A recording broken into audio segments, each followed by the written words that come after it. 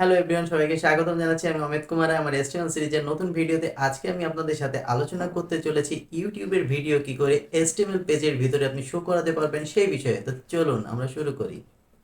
Hello everyone, সবাইকে স্বাগতম জানাচ্ছি আমার নতুন ভিডিওতে। আজকে আমরা দেখব HTML পেজের ভিতরে কিভাবে ইউটিউব থেকে একটি ভিডিওকে ইনক্লুড করা যায়। তো চলুন আমরা শুরু করি।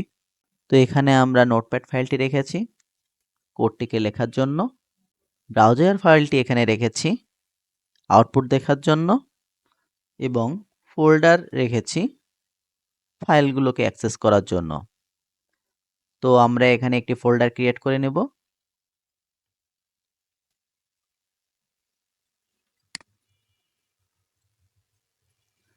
তো এর ভিতরে আমরা একটি ফাইল ক্রিয়েট করে নেব।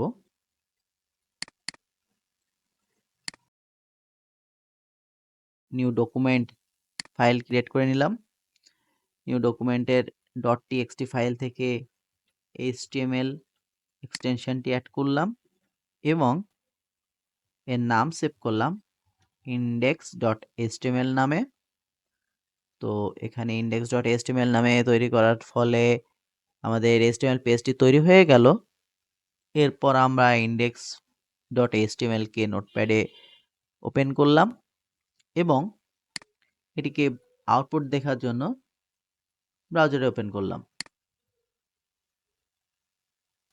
এখানে আমরা বেসিক স্ট্রাকচারটি লিখলাম HTML এর।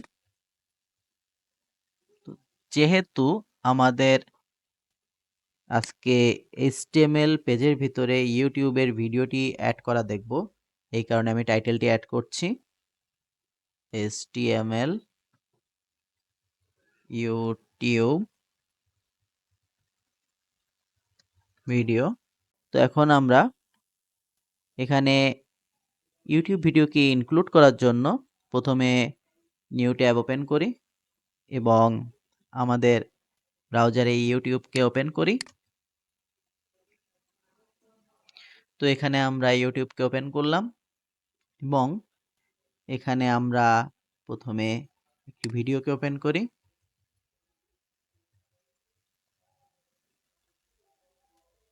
তো এখানে যে আমরা এই ভিডিওটিকে জাস্ট ওপেন করি। আমরা এই ভিডিওটিকে আমরা আমাদের HTML পেজের ভিতরে অ্যাড করব। এর জন্য এই ভিডিওর নিচের দিকে আমরা এই যে শেয়ার বাটনটি আছে, এই শেয়ার বাটনে ক্লিক করব। তো শেয়ার বাটনে ক্লিক করার পরে এখানে আমরা দেখব এমবেড অপশন। এই যে আমাদের এমবেড অপশন। তো আমরা এই এমবেড অপশনে ক্লিক করব এবং এমবেড অপশন থেকে দেখব যে এমবেড অপশনে যখন আমরা ক্লিক করব তখন এখানে একটি কোড জেনারেট হয়ে গিয়েছে আইফ্রেমের। তো সেটিকে আমরা কপি করব এবং আমাদের যেহেতু বডি ট্যাগের ভিতরে অ্যাড করতে চাচ্ছি, বডি ট্যাগের ভিতরে আমরা এটিকে অ্যাড করে দেব। আমরা এটিকে সেকশন, ডিভ, মেইন এ ধরনের ট্যাগগুলির ভিতরে অ্যাড করতে পারি। তো চলুন আমরা আউটপুটটি এবার দেখে আসি।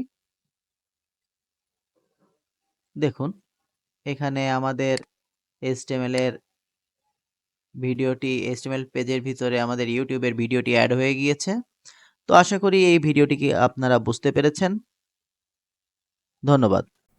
আশা করি ভিডিওটি ভালো লেগেছে আপনাদের। যদি ভালো লেগে থাকে অবশ্যই আমাদের পেজটিকে ফলো এবং সাবস্ক্রাইব করতে ভুলবেন না পরবর্তী ভিডিওগুলি পাওয়ার জন্য।